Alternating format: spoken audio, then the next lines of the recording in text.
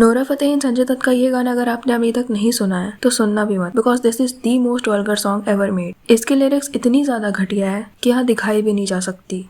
अब ऐसा नहीं है कि ये कोई पहला गाना है जिसमें वल्गैरिटी हो, ऑब्वियसली बहुत सारा क्रैप भरा पड़ा है, but this has cross all limits and it's shocking to see कि हाउ हमारी anti feminist Nora Fatehi ji, जिनको हर चीज से प्रॉब्लम है फेमिनिज्म की, पर इस तरह से ऑब्जेक्टिफाई होने से कोई प्रॉब्लम नहीं है। एंड बहुत सारे लोग बॉलीवुड को बोल रहे हैं ये गाना आने के बाद, बट ये बॉलीवुड सॉन्ग नहीं है, ये एक कन्नड़ मूवी का सॉन्ग है। ये एक कन्नड़ मूवी आ रही है केडी, उसका सॉन्ग है एंड सारे उस इंडस्ट्री के लोग हैं इसमें। वो पैन इंडिया मूवी है इसलिए हिंदी में भी आ रहा है सॉन्ग। एंड सबसे अजीब चीज ये है कि इसे राखी वालम ने लिखा है, जिन्होंने पुष्पा का श्रेवल्ली सॉन्ग भी लिखा है। सो या इस बार तो बच गया Bollywood, but that doesn't mean कि बॉलीवुड में कम वल्गैरिटी है। इस सॉन्ग को ओरिजिनली कन्नड़ में लिखा गया है, बट अगर ट्रांसलेट किया जाए तो दोनों के लिरिक्स सेम है, ऐसे ही डबल मीनिंग उसमें भी है, बट ये हिंदी में और भी ज्यादा चीप बन चुका है, इसलिए यहाँ पर ज्यादा आउटरेज हो रहा है। एंड आई डोंट अंडरस्टैंड कि चलो मेकर्स की तो छोड़ ही दो, जो एक्टर्स है जिनको रेपुटेशन बना के रखनी होती है अपनी, वो देखते नहीं है क्या कि क्या लिरिक्स है, कैसे परफॉर्म करना है, क्योंकि लिरिक्स तो चीप है ही, but dance step is even more vulgar. कोई शब्द ही नहीं है कि किस बेशर्मी के साथ इतने इनरिस्पॉन्सिबल वे में ये बनाया गया है। एंड सेंसर बोर्ड कहाँ है, यूट्यूब की गाइडलाइंस कहाँ है, क्योंकि मूवीज तक तो ठीक भी था, चलो ए रेटेड हो जाएंगी मूवीज, सिर्फ अडल्ट देख सकते हैं, बट व्हाट अबाउट सॉन्ग्स? ये तो सारी जनरेशन के लिए इजीली अवेलेबल होगा ना।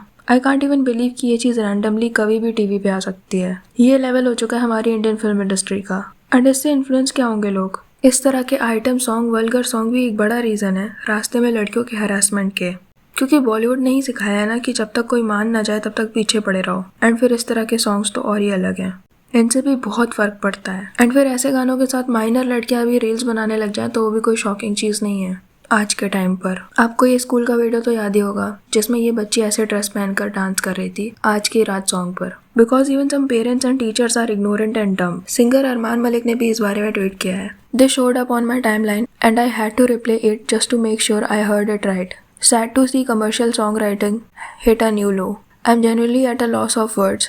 Wish I could unhear it. ऐसे सॉन्ग्स बनना कोई नई चीज़ नहीं है, पहले भी कई वल्गर सॉन्ग्स बन चुके हैं, बट आजकल आई फील ये लोग और ज़्यादा डेस्परेट हो चुके हैं ऐसे शॉकिंग फैक्टर डालने के लिए अपने गानों पे। लाइक मलाइका अरोरा एंड हनी सिंह का ये सॉन्ग, तृप्ति दिमरी का लिटरली आजकल हर दूसरा सॉन्ग, उर्वशी रौटेला का ये सॉन्ग। तो सीम्स लाइक आज के टाइम पर क्योंकि ईजी नहीं अटेंशन ग्रैब करना, बिकॉज हमारे पास बहुत सारे ऑप्शन है, बहुत सारा कंटेंट है देखने के लिए, इसीलिए ये लोग इतनी ज़्यादा चीप हरकतें कर रहे हैं टू गेन सम अटेंशन। भले गालियाँ पड़े, भले क्रिटिसाइज किया जाए, कुछ भी बोला जाए, बट एटलीस्ट व्यूज़ तो मिलेंगे।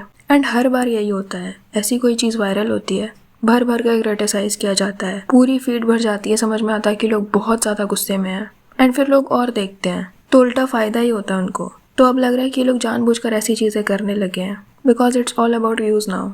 बट इस बार ऐसा नहीं होना चाहिए, this thing is beyond disgusting.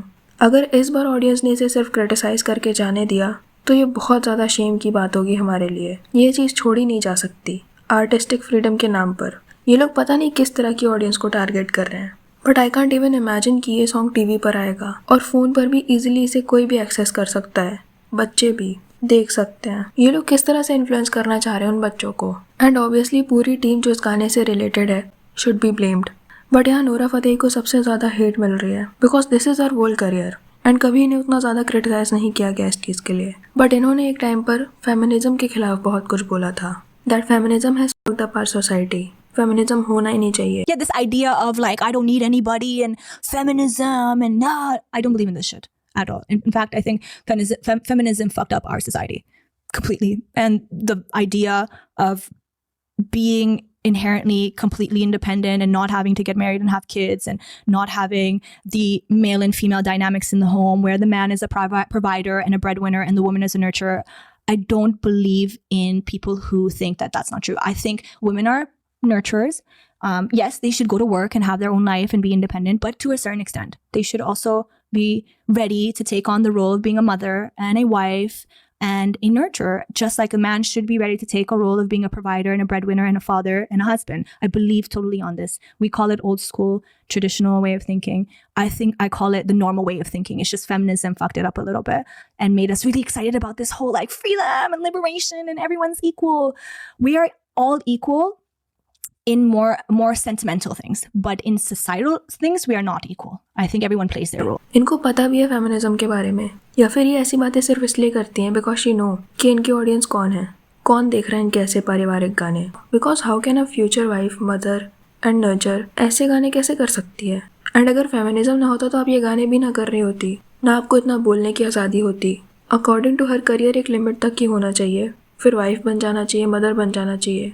Then why she is still unmarried? आपकी बातों और हरकतों में इतना ज़्यादा फ़र्क क्यों है? And this is because she knows the psychology of those extremist.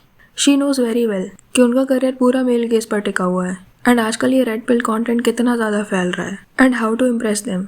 And उसके लिए कुछ करना नहीं है, एग्जैक्टली वही सब बोलना है जो वो सुनना चाहते हैं। जैसे ये फेमिनिज्म के ऊपर बकवास करी इन्होंने, एंड करना वही है जो तुम्हारा मन चाहे। इफ़ यू आर समवन जो उनके अगेंस्ट में बोले, हाँ में हाँ ना मिलाए, दे विल हेट यू। भले ही आप ऐसा कुछ क्वेश्चनेबल ना कर रहे हो अपनी लाइफ में। ये जो बिल्कुल ही एक्सट्रीमिस्ट लोग होते हैं, रिलीजन से, जेंडर से या अपनी कास्ट वगैरह से, जो बिल्कुल ही पर्सनैलिटी बना लेते हैं इन सब चीज़ों को, और इनकी लाइफ में कुछ और नहीं होता, ना ही इन्हें करना होता है, बस ऑनलाइन लड़ते हैं इन चीज़ों पर स्ट्रेंजर्स से। यही इनकी लाइफ है। इन लोगों को इम्प्रेस करना बड़ा आसान है। तुमको जो करना है करो, बस इनकी हाँ में हाँ मिलाते रहो, तो ये लोग खुश रहेंगे।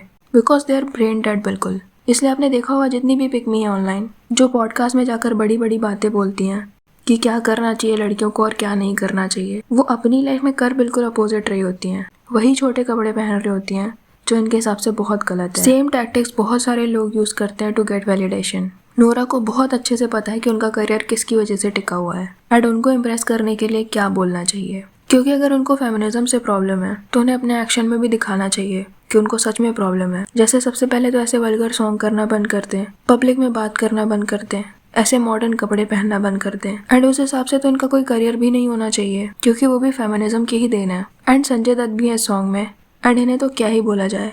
आई स्टिल वंडर कि अभी तक कैंसिल क्यों नहीं हुए, इतनी सारी चीज़ें करने के बाद भी ये अभी तक रेलेवेंट कैसे हैं। उल्टा पूरी मूवी ही बना दी थी अपनी इमेज वाइट वॉश करने के लिए, और 300 गर्लफ्रेंड होना फ्लेक्स दिखा दिया था।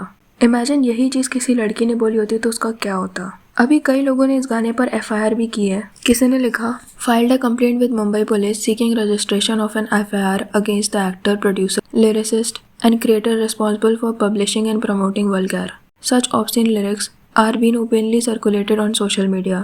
Such explicit vulgarity pollutes the social environment, negatively influences young minds, and violates public decency. Freedom of expression cannot be used as a shield to normalize obscenity. पता नहीं इन सारी FIR से क्या एक्शन लिया जाएगा, बट कई लोग ऐसा बोल रहे हैं कि ये ट्रांसलेट किया गया है कन्नड़ से हिंदी में, तो और ज़्यादा वल्गर बन गया है, and what ever. But all that is rubbish. कोई इतना बेवकूफ़ नहीं है जो बिना कुछ सोचे समझे ऐसा कुछ लिखेगा। They all know what they are doing, not only lyrics but ऐसे घटिया steps. 66-year-old man, this is just beyond disgusting and very shameful. इस पर यह एक्सक्यूज तो बिल्कुल नहीं होना चाहिए कि इन लोगों ने कन्नड़ में शूट किया, इन्हें नहीं पता लिरिक्स का मतलब, क्योंकि लिटरली इनके पास हर चीज़ के लिए एक आदमी है।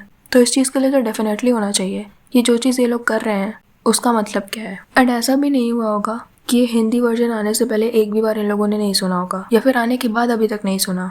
मोस्ट प्रोबेबली इन लोगों ने पहले ही सुन लिया होगा। वैसे क्या लगता है आपको इस बारे में? कमेंट सेक्शन में ज़रूर बताना। वीडियो पसंद आई हो तो लाइक कर देना, और ऐसी और वीडियोज़ के लिए चैनल को सब्सक्राइब कर देना।